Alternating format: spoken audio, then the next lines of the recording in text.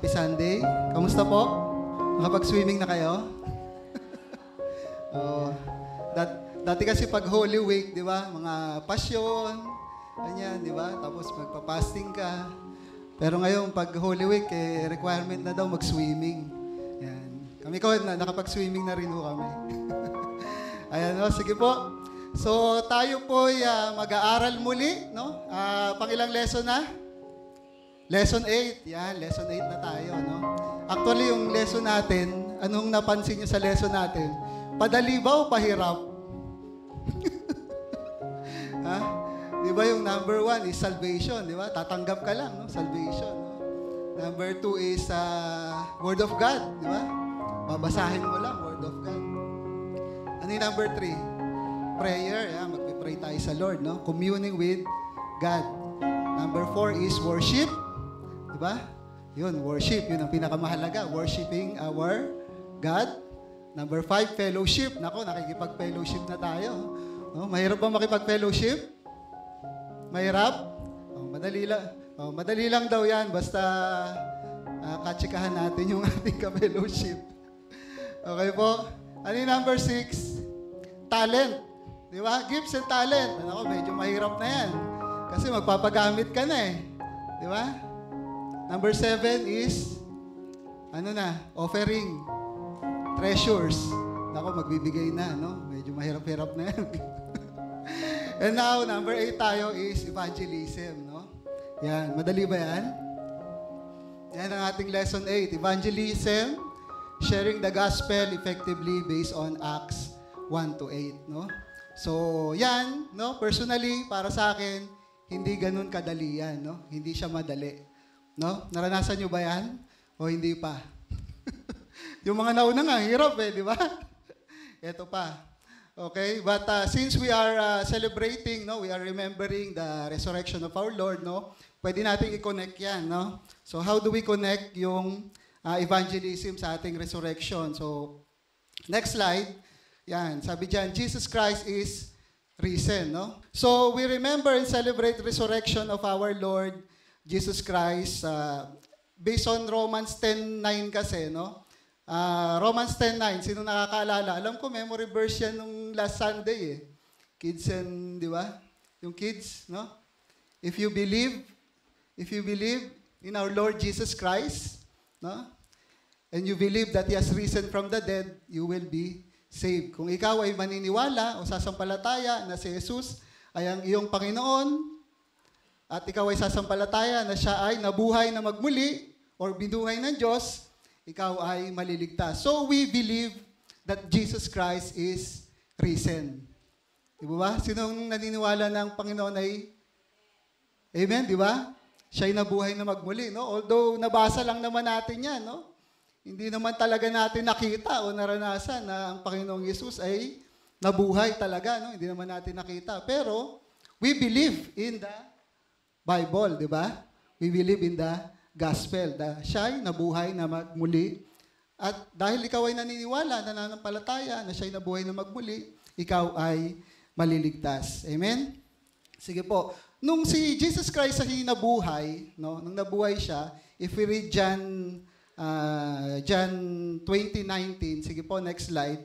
Sabi dito, John 20:19, on the evening of the first day of the week, no? When the disciples were together, with the doors locked for the fear of the Jewish leaders, Jesus came and stood among them and said, "Peace be with you."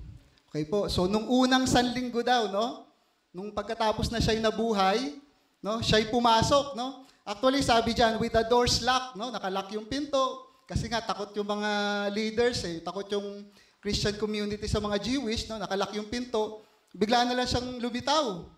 Di ba? Wala namang sinabing kumatok di ba? Wala namang kumatok, wala namang nagbukas, no? Sabi diyan, Jesus came and stood among them and said, "Peace be with you."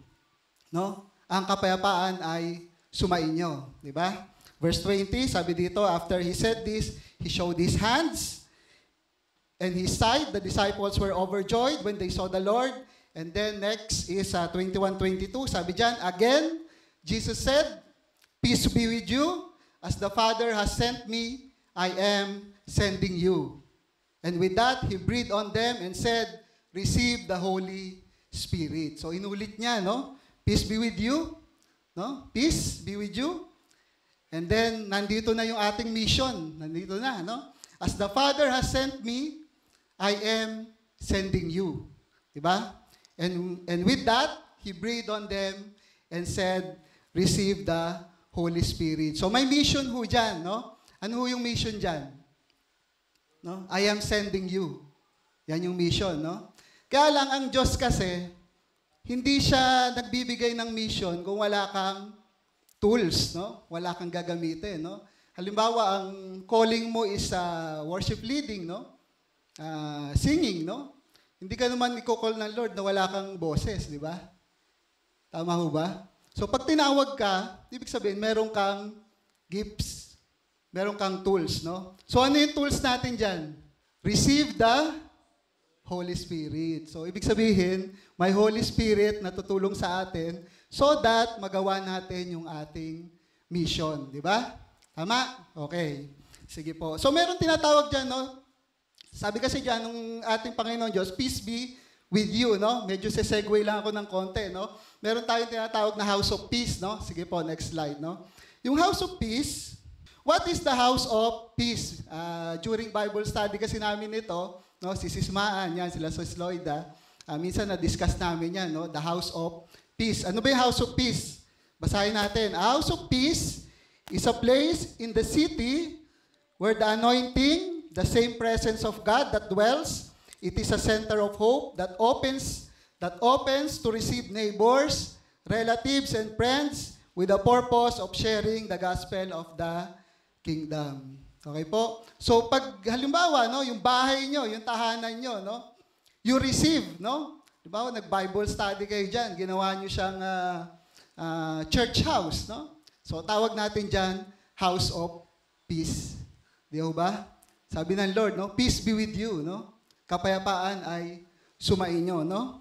At kapag binuksan nyo yan, no, to receive neighbors, no, relatives, friends, with the purpose of sharing the gospel, house of peace po ang tawag dyan, no? Okay po? So, halimbawa, nagba-Bible study kayo sa inyong tahanan, no, house of peace ho yun. Di ba? Kasi you are inviting the Lord or you are inviting the gospel, no? The gospel of salvation. Okay po? So, binanggit rin naman yan, no? Nung nangangaral pa yung ating Panginoong Hesus, no? Pinadala niya yung kanyang mga disipulo, 2 by 2 sila, no? Tigagalawa sila. Sabi doon, Jesus first established the house of peace. Sabi niya, but whatever house you enter, first say, peace to this house, no? Luke 10:5-6 yun, no? Pagpasok ninyo sa alinmang bahay, sabihin muna ninyo, maghari nawa ang kapayapaan sa bahay na ito. Kung maibigin sa kapayapaan ang nakatira doon, tatanggapin nila ang kapayapaan ninyo, ngunit kung hindi, babalik sa inyo ang inyong pagbabasbas. Okay po? So yun po yung house of peace. Okay po? Sige po, next slide. And then after that, so yun, dumating na sa Panginoong Hesus, no? Bumisita na siya doon sa mga alagad. After a week, bumisita ulit siya, di ba? So, eto, bago siya pumunta sa langit or bago siya umakyat sa langit, no? Ito na yung tinatawag natin na the Great Commission. Okay po? The Great Commission. Ano po yung ating the Great Commission? Matthew 28, verse 19. Sige po. Go therefore and make disciples of all nations, baptizing them in the name of the Father and of the Son and of the Holy Spirit. So ito na po yung ating Great Commission na tinatawag o yung ating mission, no? Yan na yung ating mission. Okay po? And then yung ating verse which is in Acts 1:8, sabi ho dyan, but you will receive power when the Holy Spirit comes on you, and you will be my witnesses in Jerusalem and in all Judea, Samaria, and to the ends of the earth. Okay po? So ano uli yung mission? Based dyan? To be? You will be my witness. Di ba? Yan ang mission. Ano yung tools? You will receive the power of the Holy Spirit. Okay po? So bumalik lang ho tayo doon. So okay po. So lesson objective. So objective tayo. So based na ho doon sa ano? sa ating lesson, okay? Lesson objective, basahin nun natin. To grasp the Holy Spirit's role in a believer's life and learn the step-by-step approach to sharing the transformative gospel with gentleness and respect, relying on the guidance and empowerment of the Holy Spirit. So, ang objective po natin, no, number 1, kailangan alam natin yung role ng Holy Spirit, di ba? Ano yung papel ng Holy Spirit, no? Sa ating buhay para tayo makapag-evangelize, no? Yan yung number 1 objective. Number 2 objective natin, malaman natin yung step-by-step approach. Okay po? So, meron tayong step-by-step. Paano ba yung proseso or paano tayo mag-guide, no? Paano tayo ma-guide para sa ating evangelism, okay? So, how to share the transformative gospel, no? With gentleness and respect, no? Hindi ho tayo makikipag-away, no? Yung iba kasi, di ba? Nakikipag-debate, no? Kaya di bate, no? Hindi na sila bate, no? Nakipag-away na eh. Okay po? Relying on the guidance and empowerment of the Holy Spirit. So, meron ho ditong guide and empowerment of the Holy Spirit. Okay po? Okay, next. Sige, introduction. Okay. Introduction na tayo. No? Parang dami ko na nasabi, introduction pa lang. Sige po, basahin natin, no? Have you ever felt hesitant to share your faith? No? Yes or no? Yes. No? Hesitant, no? Maybe you worry about saying the right thing. The good news is that God equips us through the Holy Spirit to be effective witnesses. Okay? So, God equips us. Ano ho yung pinang-equip sa atin ng Diyos? Holy Spirit to be effective witnesses. Okay po? So, minsan, no, sabi nga doon, hesitant tayo. Bakit tayo hesitant? Kasi takot tayo sa rejection, no? No, ang tao ho, no, kahit saan naman, no, takot ho tayo sa rejection, no? Halimbawa, ikaw ay nagbebenta-benta, no? Nagsisales ka, no? No? Parang natatakot ka eh. Bakit to? Kasi takot kang walang bibili sa iyo, no? Or takot kang ma-reject, no? So, yan ho yung normal na feeling ng tao eh, no? Takot siyang ma-reject, no? Kaya hesitant tayo, hesitant, no? Ang dami nating what ifs, no? What if ganito? Naku, what if pagalitan ako, magalit sa akin, no? So maraming what if, no? Kaya tayo hesitant. Oh, nagwo-worry tayo, no? Kasi hindi natin alam kung ano sasabihin natin, no? Ano ba sasabihin ko dito? 'Di ba? Paano ba 'to? Paano ko ba Paano ko ba maakay ito, no? Ano ba sasabihin ko? So God equips us through the Holy Spirit to be effective witnesses. Sige po, lesson content 2 tayo. Okay, madali lang ang lesson content natin. How to share the gospel message effectively. Okay. Sige, how to share. Sige po, number 1. Sige po, ano pong nakasulat dyan? How to share? Share with the Spirit's power and guidance. The Holy Spirit dwelling in every believer, based on John 14:16-17 and Ephesians 1:13, comforts, counsels, and empower us, guiding our journey and enabling us to share our faith. Okay. The Holy Spirit dwelling in every believer. Sige nga po. Tignan nyo yung katabi nyo. Believer ba yan? Amen. May nagdidwell kayang Holy Spirit dyan? Amen. Di ba? Sabi ho dyan, no? The moment na ikaw ay masave, no? The Holy Spirit seals you, no? Nakasealed ka na with the Holy Spirit. So sabihin mo sa katabi mo, no? May Holy Spirit ka. Oh. Sagot kayo. Amen. Amen. Amen? Amen po. Okay. So, yung Holy Spirit na yan, siya yung magko-comfort sa'yo, siya yung magka-counsel sa'yo, siya yung mag-i-empower sa'yo, at siya yung mag-guide sa'yo. Amen? O, maniwala ka lang, may Holy Spirit ka. Amen po?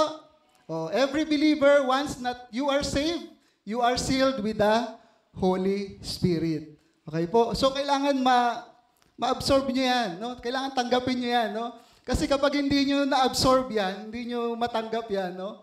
Hindi ko talaga tayo makakapag-grow, no? Mahirap mag-grow, no? Kailangan i-accept nyo muna na meron akong Holy Spirit na nasa akin. Okay po? Okay, so kailangan nyo yan. Kailangan tanggapin nyo that the Holy Spirit is in you. Okay po, next. The Holy Spirit also shapes our character, okay? Okay, fruits of the Spirit based on Galatians 5:22 to 23, and empowers us to live a life that reflects God's life. Okay po? So meron hong tinatawag dyan na the fruits of the Holy Spirit. So yung Holy Spirit daw, siya yung nagtatransform, no? Siya yung nagsishape ng inyong character. Okay po? So meron tayo tinatawag na fruits of the Spirit. Ano-ano ho yun? Siyam yan eh.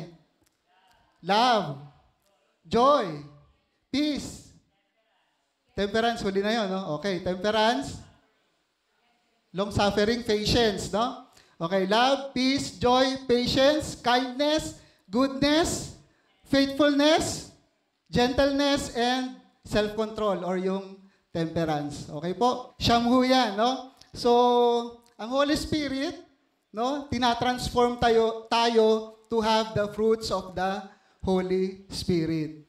Okay po? Sige, sabihin niyo sa katabi niyo, ikaw ay binabago ng Holy Spirit. Ayaw ho yatang maniwala nung katabi niyo. Amen? Binabago tayo ng Holy Spirit. Bakit ho kailangan baguhin? Siyempre, kung ikaw ay mag-witness, kung ikaw ay mag-evangelize, dapat yung sarili mo muna yung mabago, no? Dapat makita na the Holy Spirit or God is in you, no? Dapat sarili mo muna, no? Mahirap kung mag-share or mag-witness kung yung sarili mo hindi pa transformed, no? Or hindi pa nagbabago. Okay po? So we have to, so the Holy Spirit empowers us to live a life, no? That reflects God's love. Okay po? Malinaw po ba? Amen. Sige po. Number 3. Okay, the Bible tells us that when the Holy Spirit comes upon us, we receive the power to be witnesses for Christ. So may power na, no? Therefore, sharing the gospel is a collaborative effort. Okay po. So anong ibig sabihin ng collaborative effort? Ano yung collaborative? Ano yung collaboration? Nakikipag-collab. Collaborative, hindi maintindihan, no? Pag collab, alam na, no? So nakikiko-operate, no? Teamwork, no? Nakikisama. Di ba? Collaborative, no? So sharing the gospel is a collaborative effort. So paano ho yan, no? So the Holy Spirit is in you, no? Nasa inyo na yung Holy Spirit. Ang problema, hindi ho tayo nakiki-cooperate. Tama ho? Hindi tayo nakikipag-collaborate sa Holy Spirit, di ba?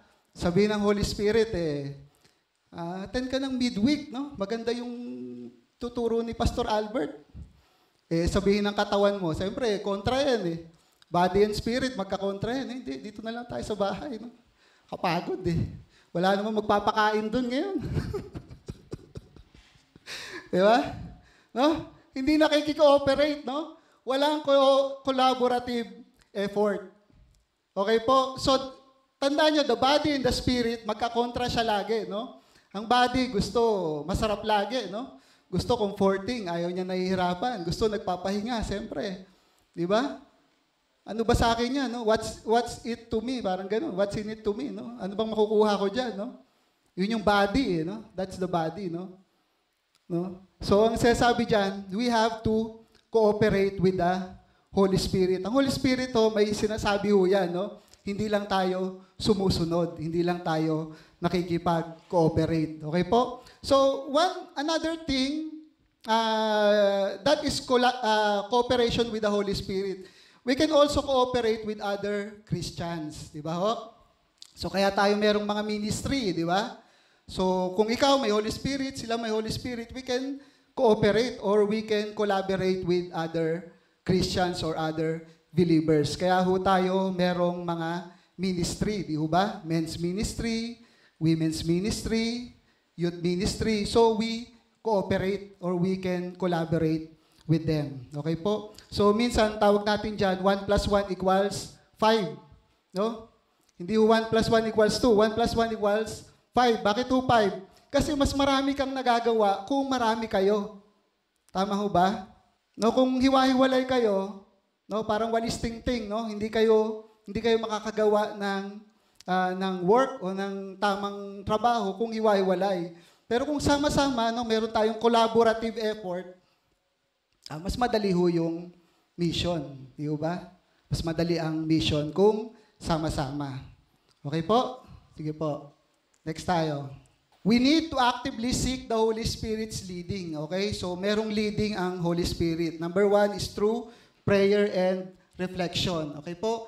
Regularly dedicate time to prayer, meditation, and reading Scripture. This allows the Holy Spirit to speak to our hearts and guide us. Okay po? Sige nga, tingnan nyo huli yung katabi nyo. Sabi mo, mag-pray ka. Mag-meditate ka. O, magbasa ka ng Bible.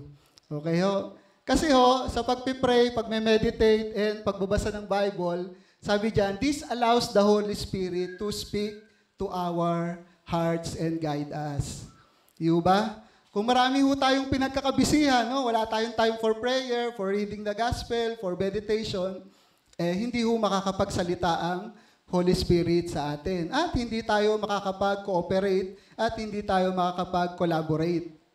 Di ba? So we have to have time, no? Para sa ating prayer, meditation, and scripture reading, no? Minsan ho kasi, siyempre busy naman ho talaga ang tao, no? Marami ho tayong kahit ako, busy na rin ako, no? Monday to Friday, may pasok, no? But we need to have time, no? For prayer and meditation, no? Minsan kasi yung meditation, iba yung mini-meditate natin, no? Minsan, yung Lazada, no? May meditate, ano mabibili? Lazada, Shopee, no? Dami natin mini-meditate. But, sabi dyan, regularly dedicate, no? Mag-dedicate ka lang, no? Siguro, 10 to 10:30 ng gabi, no? Bago ka matulog, no? Dedicate time, no? So that the Holy Spirit can speak to your heart. Okay po? So, prayer and reflection. Okay?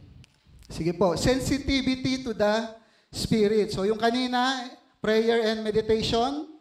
Ito naman, practice listening for the Holy Spirit's prompts. This could be a push to start a conversation, a scripture that comes to mind, or a sense of peace about sharing your faith. Minsan may nagpa-prompt yung Holy Spirit eh. Halimbawa sa Bible study, no? Sabihin magpasalamat ka, no? Bigay ka pa sa salamat, no? So nagpa-prompt sa'yo, okay, magpapasalamat ako. Or minsan nagbabrowse-browse ka sa Facebook, no? Parang gusto mong mag-share ng scripture, no? Mag-share ka doon sa Facebook, parang gusto kong mag-share ng scripture. 'Di ba? O kaya minsan may nakita kang friend na malungkot, ba't kaya 'tong malungkot, no? Sharean mo, no? Ano kaya kamustahin ko kaya 'to, no? Ganun, no? So merong prompt, no? Yun nga lang, hindi tayo sensitive. Hindi tayo sensitive sa prompt ng Holy Spirit. Kumbaga, udyok, no? Inudyukan ka. Diba? Kaya lang hindi tayo sensitive, no? So we have to be sensitive. Practice listening for the Holy Spirit's prompt, okay? So pwedeng, no, sabi ng Holy Spirit, ikaw na magsalita. Ikaw na yung manguna. Ikaw na yung mag-lead. Di ba? Or meron ka naisip na scripture. Okay, share mo. Share the scripture. Okay? Or you can share your experience. Sabi dyan, or a sense of peace about sharing your faith. Okay po? Okay? So yung number 1 is, kailangan ma-feel natin yung Holy Spirit. Di ba? Number 1. No, yun yung role ng Holy Spirit. So ito na po yung share the gospel message step by step. So letter A, meron po ditong step by step.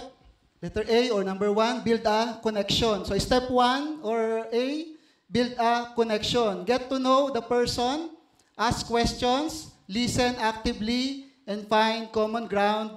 This builds trust and creates a safe space for conversation. So ang tawag po natin dyan, no? Prospecting. Nagpo-prospect ka. No? Meron kang pinoprospect. Nako, sino kayang po-prospect ko, no? Sabi niya. So, pag meron kayong prospect to share the word of God, kailangan may connection muna, no? Kailangan, kumbaga kailangan hindi siya resistive sa'yo. No? Kailangan kilala mo yung tao. No? At kapag kilala mo yung tao, pwede kang magtanong, pwede kang makinig, no? Chika-chika, no? Hanap ka ng common ground, no? Share ko yung experience nung mama ko, no? Yung mama ko po kasi, siya yung unang naging Christian sa aming family, no? So si Papa, actually si Papa is a pastor na siya ng JIL ngayon. Pero dati, very resistive. Ayaw niya, no? Sinasama kami, hindi, dito tayo, simba tayo, Catholic Church, ganyan. So ayaw niya. So ang diskarte ni Mama, no? Siyempre, mag-asawa eh. Siyempre, nasa isang room yan, nasa isang kwarto. No? Ang diskarte ni Mama, magpipray siya. Siya lang mag-isa, magpipray siya. No? Pipray niya lahat, pagpipray niya. So si Papa, siyempre, nakahiga lang yon. So no choice siya. Diba? Kahit magtulog-tulugan ka, makikinig yon. Okay? Pray siya, basa siya ng Bible, pray siya ulit. No? So ginagawa niya yon gabi-gabi. No? Kahit hindi nakikinig, kahit wala lang, basta yun lang yun, gabi-gabi. No? And after some time, I think mga 6 months to 1 year yata, yun na, medyo naano na si Papa. Sige nga, punta nga tayo dyan sa fellowship na yan. So, dun ho siya nagsimula, no? So, ganun lang, no? So, siyempre, katabi mo sa yan, no? Hindi naman hindi naman makakakontra yan. No? Pray ka lang ng pray, and then basa lang siya ng basa. And then, as time goes by, no? Yun, medyo kinurot na, no? Kinurot na ng Panginoon yung Papa ko. And then, yun nga, nagsiserve na siya. So, naririnig ko kasi sa kabilang room lang eh, no? Yung pader nun, ano lang yun eh. Plywood lang yun eh. So, naririnig ko yung pagpipray and pagbabasa ni Mama. Okay po? So, yung build ay connection. Okay po? So, number 2, ayan. So, pag may connection na kayo, so you have to share your testimony, no? Paano ka ba binago ng Lord, no? Share briefly how the gospel transformed your life. People connect with authenticity, so be genuine and relatable. Okay po? So, normal na chika-chika lang, no? Pero, nandun yung iyong testimony, no? So, number 1, may connection. Number 2, share your testimony. Okay po? Number 3, present the gospel message. So, ito po yung pinakamahalaga yan, no? Ito yung tatawag nating make or break, no? Kailangan alam natin yung gospel message. Ano ba yung gospel? Ano ba yung gospel? Gospel is the good news. Diba? Good news. Magandang balita or mabuting balita. Bakit kailangan yung mabuting balita? Okay? So dito ho, kailangan alam niyo yung core elements of salvation. Okay po? So meron tayong tinatawag na core elements. So number 1, God created us. Di ba? Nilalang tayo ng Diyos sa kanyang wangis. Kaya lang, ang tao ay nagkasala. No? Genesis 3, nagkasala. Human sin and penalty. At yung kasalanan ay, ang kabayaran ay kamatayan. So yung kamatayan na yan is, wag na ho tayong magpaganda ng word, no? Impyerno ho. Impyerno. Okay po? So mainit ho doon. Yun ho ang kabayaran ng kasalanan. Okay po? Hindi na tayo magpapaganda ng okay? So, lahat tayo'y mamamatay, no? Lahat tayo'y dapat mapunta sa impyerno. Mainit ho doon, no? Ngayon nga, ang init eh, di ba? Hindi natin matiis, no? Pupunta tayo ng dagat. Okay? Pero may dagat din ho doon. Apoy nga lang. Mainit pa rin. Di ba? So, human sin and penalty. The penalty of sin is death. And then, there is the good news, no? Ano po ang good news? Tayo ho'y iniligtas ng Panginoon sa pamamagitan ng kanyang anak, at kung sino man ang maniwala, no, whosoever believe in His Son, Jesus Christ, will be saved and have eternal life, no? So ang kailangan dyan, no, for you to be saved, kailangan mong mag-repent, and then kailangan mong tumanggap. Okay po? So nakuha niyo ho yung gospel message. Kaya ho minsan, no, sinasabi namin, no, sa mga Bible study, ano bang pangangailangan ng tao? Maraming pangangailangan ng tao, di ba? Pagkain, damit, pera, di ba? Pagmamahal, pag-ibig, kailangan ng tao yan. Pero ang pinakamahalaga ay ang kaligtasan. Kasi lahat tayo'y nagkasala at lahat tayo'y dapat maparusahan. Kaya dapat tayong maligtas. At ang Panginoong Diyos, gumawa siya ng paraan, no? Tawag natin dyan, the works of salvation, para tayo ay maligtas. Okay po? So yan, itong concept na to na present the gospel message, mahalaga ho yan na maisa ulo natin or maisa puso natin. Okay po? Amen. Amen daw. Sabi na. Kaya nyo ho yan. No? Yan ho ang gospel message. Okay po? Sige. Kaya yan. Step 4. Address questions and concerns. Siyempre, magtatanong yan, no? Be prepared for questions and open to respectful dialogue. Okay po? So, kung may tanong, no, try niyong sagutin, no? Masasagot niyo yan. Kaya niyo yan. Because the Holy Spirit is in you. Okay po? 1 Peter 3:15. Ano ho sabi sa 1 Peter? Sige po. But in your hearts, revere Christ as Lord.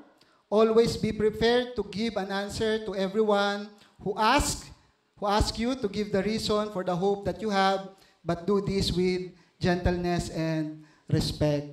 Okay po? So wala naman ho sigurong mga away sa inyo kung kayo ay gentle at respectful. Di ba? Aawayin kayo kung medyo nangaaway din kayo. So, be ready for questions, no? Pwede silang magtanong, no? Kung hindi nyo naman alam yung tanong, no? Sabihin nyo, hindi nyo alam. Hindi ko alam pero babalikan kita. Diba? Babalikan kita. Okay po. And, kung nagbabasa talaga kayo ng Bible, no? Kung palabasa talaga kayo, no? Most of the questions, kaya nyong sagutin. Okay? So, may step by step naman. So, itong evangelism, meron pa siyang 10 lessons di ba? So, ihihimayin pa natin yung evangelism. Okay po? Number 5 step, invite a response. No? Encourage the person to consider the gospel message. This could be through prayer, further discussion, or seeking more information. So, tanungin nyo, anong masasabi mo? Pwede ba kitang ipag-pray? Pwede ba tayong mag-pray ng acceptance? Pwede ba nating mag-pray na tanggapin mo ang ating Panginoon bilang tagapagligtas, di ba? Invite a response. Kung hindi pa ready, huwag pilitin, no? Meron pang ibang panahon, no? At least nakapag-start, no? Ang mahalaga is nakapag-initiate. Okay po? So normally, pagkatapos ng mga salvation Bible study, no, nagpi-pray tayo for the acceptance, no? Acceptance ng tao. Okay po? Putting into practice. Paano ipa-practice? Okay po. So yun yung step by step, no? Ano ulit yon?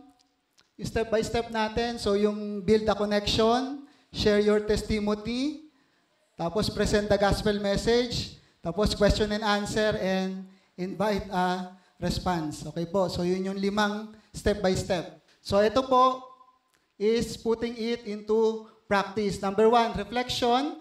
Take some time to reflect on your own experience with the Holy Spirit. Okay? How aware are you of His presence in your life? Are you actively seeking His guidance? Especially in sharing the gospel. Okay po? So, yan na yung kaninang napag-usapan natin. You have to reflect, no? You have to talk to the Holy Spirit, no? No? Kailangan aware kayo that the Holy Spirit is in your life, no? And seek His guidance. Di ba? So, pag benediction nga si pastor, di ba? Benediction, no? Pagpalain kayo ng ating Panginoon, di ba? Naway gabayan kayo ng Espiritu Santo, no? So, always seek the guidance of the Holy Spirit. Okay? So, we have to reflect. No? Reflect po natin. Okay? Number 2, so dito, we are encouraged to have role-playing scenario. Di ba? Sabi dyan, divide participants into pairs, practice sharing the gospel step by step in different scenarios. Okay, example, with a friend, coworker, someone skeptical about faith, offer constructive feedback and encouragement. So ito po ay pwede tayong mag-role-playing daw, no? To practice, no? Pero ang gagawin na lang natin, no, we will have, kasama sa ating lesson, is yung tinatawag natin na Bible study or house church, no? Kaya din inopen ko yung House of Peace, no? Pwede tayong doon mag-practice, no? Sa Bible study. Okay po? So ito lang ay, kung gusto nyong i-practice, no? Minsan kasi, pwede natin i-practice sa kaibigan, pwedeng coworker, no? Or minsan, someone skeptical about faith. Ano yung skeptical? Ano ba yung skeptical? Skeptical is yung hindi naniniwala. No? Hindi naniniwala sa Christianism or sa pagiging Christian. No? So, yan ang actually medyo mahirap dyan. No? So, skeptical. No? So, putting it into practice. First, reflect. Number 2, pwede tayong mag-role play. Number 3, prayer for empowerment. Let's join together in prayer, asking the Holy Spirit to empower us to share the gospel with boldness, clarity, and sensitivity. Okay po. So, prayer for empowerment. So, every Wednesday naman, no, we do yung prayer meeting, no? You can attend sa ating prayer meeting, no? Sabi diyan, let's join together in prayer, no? Let's join together in prayer. Kailangan natin ng prayer for empowerment, no? Okay, reflection, prayer, and practice. Okay po, putting it into practice. Okay, inuna ko na yung optional activities. Okay, so optional activities, pwede nyo gawin to. No, we encourage you, share personal stories in a small groups about how the Holy Spirit played a role in your witnessing experiences. Okay? Number 2, develop a gospel body system where participants partner up for accountability, practicing, sharing the gospel, and offering feedback. Number 3, explore creative ways to present the gospel, such as using visual aids or storytelling techniques to make the message more impactful. So yung number 1, share personal stories or develop a gospel body. Pwede kayong may body. Si Marisa, sinong kabady mo? Hindi ba yung disipulo, Disipulo sisters. Ayan. Pwede yung kayong may body or pwede kayong may group, no? Pwedeng may group kayo, no? Para ma-practice nyo, no? Practice. Diba? Small groups. Yan. Yung small groups, gagawa tayo niyan. Explore creative ways to present the gospel. Actually, dun sa kids and children ministry, ito yung kanilang ginagawa, di ba? Yung kanilang mga storytelling techniques, di ba? Ginagawa ng kids yan, di ba? O, para medyo mapaganda daw or medyo maakit, no? Yung isesharean mo, no? Minsan kasi, pag nagbabasa lang, no? Antokin. Yan. Pero pag may mga visual aids, yan, medyo maganda. Medyo maganda ang presentation. Next, conclusion na tayo. Bilis Okay. Sabi ni Bill Bright, no? Si Bill Bright po ay isang evangelist, American evangelist siya from 1921 to 2003. So namatay ho siya ng 2003. So actually, evangelist or evangelism, gift ho kasi yan, no? Gift yan. Meron talagang mga tao na born evangelist, no? Magaling mag-evangelize. Pero tayo, no? Tayo yung mga mini evangelist, no? Kumbaga, kung hindi tayo katulad nila, no? Parang tayo yung one talent lang, no? Meron tayong one talent of evangelism, no? Kasi hindi tayo tulad nila magagaling sila magagaling silang magsalita. Di ba? Sabi dito, successful witnessing is taking the initiative to share Christ in the power of the Holy Spirit and leaving the results to God. Okay po? So ulitin natin. Successful witnessing is taking the initiative to share Christ in the power of the Holy Spirit and leaving the results to God. So anong ibig sabihin yan? Para daw maging successful yung iyong witnessing, no? Kailangan mo lang yung initiative, no? Kailangan lang mag-initiate, no? Kung ano man yung resulta, no? Kung maakay mo man yan o hindi mo maakay, sa Diyos na yon. Amen? Nakuha nyo?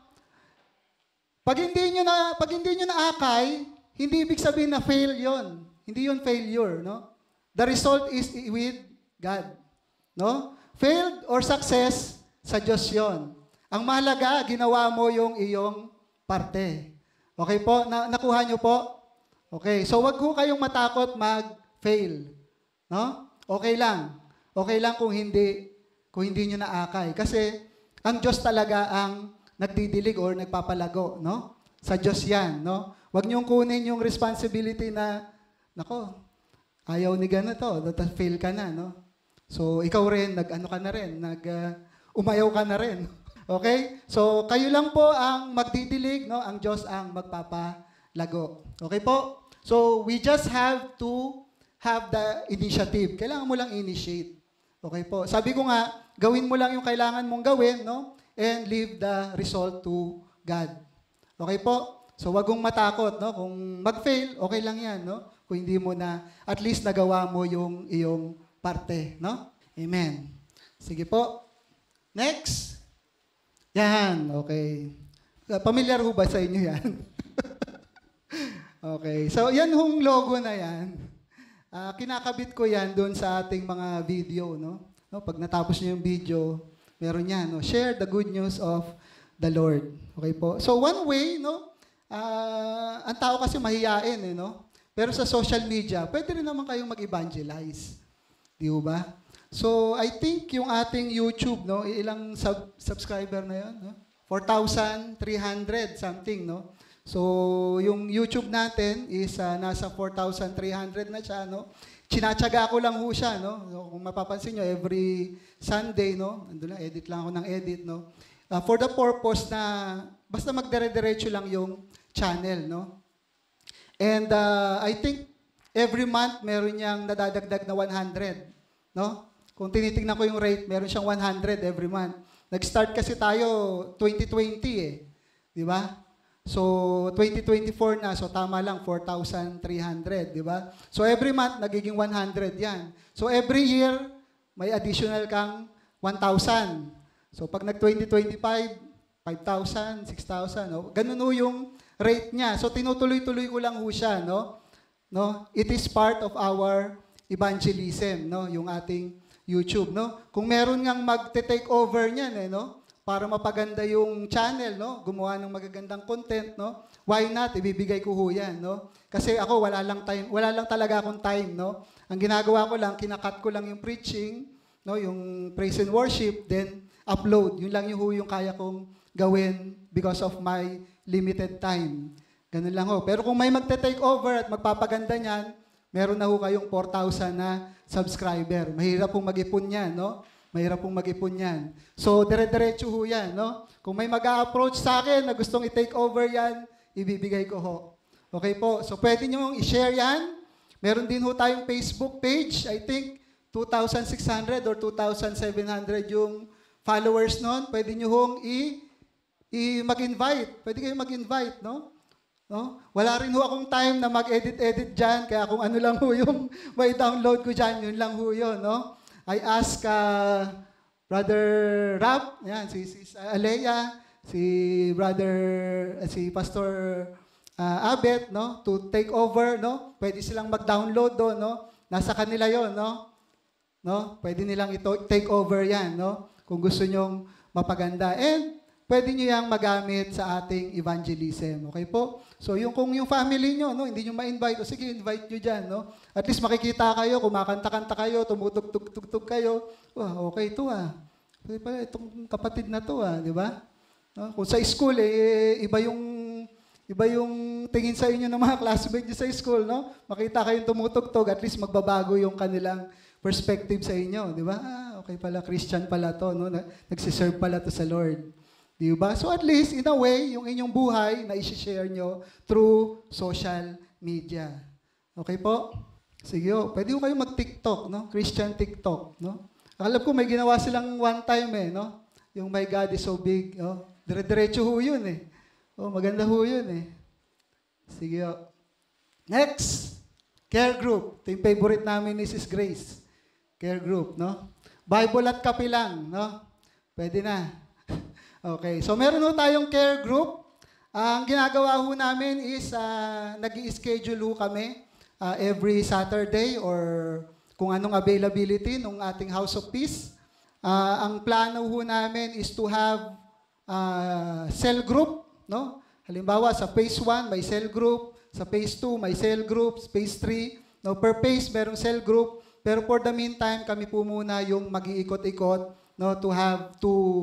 Para ma-establish natin yung ating care group ministry. Okay po? So, ang plano natin dyan is, at least, halimbawa, sa phase 4, merong cell group doon, at may magli-lead, no? May magli-lead. But for the meantime, kami ho muna, si Sis Maan, Sis Loida, Sis Hilda, Sis Grace, and Mami Pines, kami po muna yung mag-iikot-ikot, no? Hanggang sa ma-feel namin na kung pwede nang ma-establish yung phase na ito or yung cell group na ito, yon, pwede ho natin yang maging initiative or magsimula ng ating evangelism dyan. Siyempre, kung pupunta ka sa bahay-bahay, nandun yung mga kasama mo, nandun yung may friends ka doon, may neighbors ka doon, pwede mong i-invite, no? Mahirap po kasi yung ikaw di ba?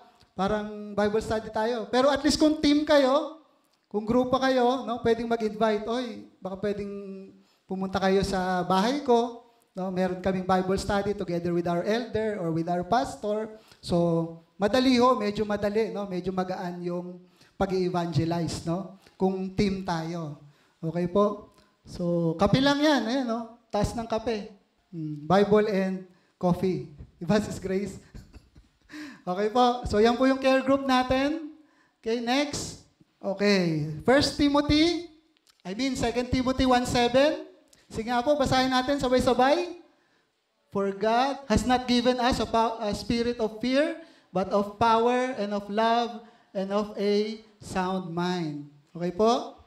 Ulit po. For God has not given us a spirit of fear, but of power and of love and of sound mind. Okay po? So, tingnan nyo huli yung katabi nyo, no?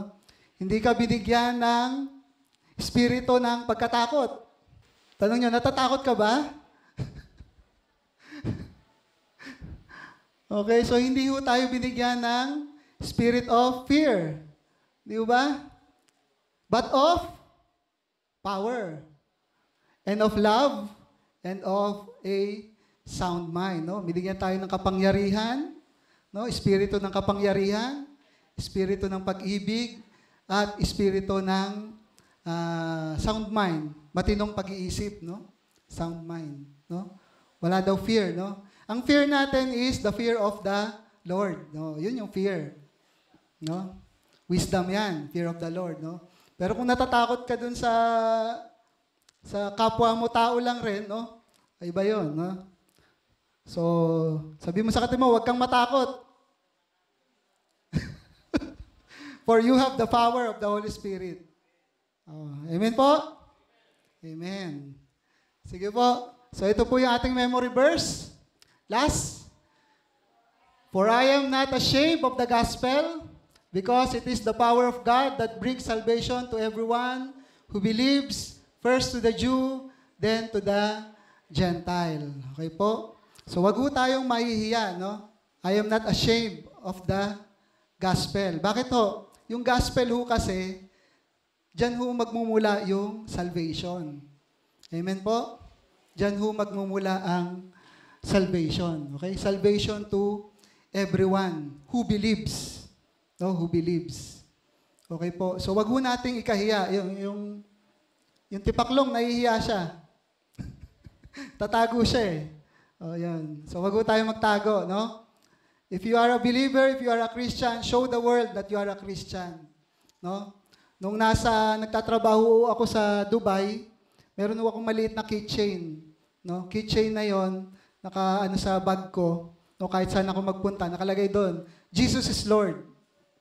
Jesus is Lord. So, kahit nasa Muslim country ka, you are declaring that you are a Christian and you believe that Jesus is Lord. Wag ko kayong mahiya, no? Magsuot ko kayong damit ng may verse, di ba? Maganda yung uniform natin eh. Acts 16:31, ano yung nakasulat doon? Acts 16:31. Believe in the Lord Jesus Christ and you will be saved. You and your household. Yun. So wag ko kayong mahiya na magsuot ng mga Christian shirt, no? Or meron kayong mga keychain, no? Just to show that you are really a Christian, no? Pwede yan. Pwede yan. Kasi kung marirecognize nila na Christian kayo, no, they will treat you with respect, no? Makukuha mo yung kanilang respeto. Of course, dapat mag-reflect din sa inyong buhay, no? No? Kailangan nagre-reflect. Okay po? Sabi ho sa Matthew 10, sige po, dito na po ako magtatapos. Matthew 10:32, ang sino mang kumikilala sa akin, si Jesus Christ ho ito, ang pagpapatotoo kay Kristo Jesus. Ang sino mang kumikilala sa akin sa harapan ng mga tao, ay kikilalanin ko rin naman sa harapan ng aking amang nasa langit. 33, ngunit ang sino mang ikaila ko sa harap ng mga tao, ay ikakaila ko rin sa harap ng aking amang nasa langit. Sige po, tayo po'y manalangin.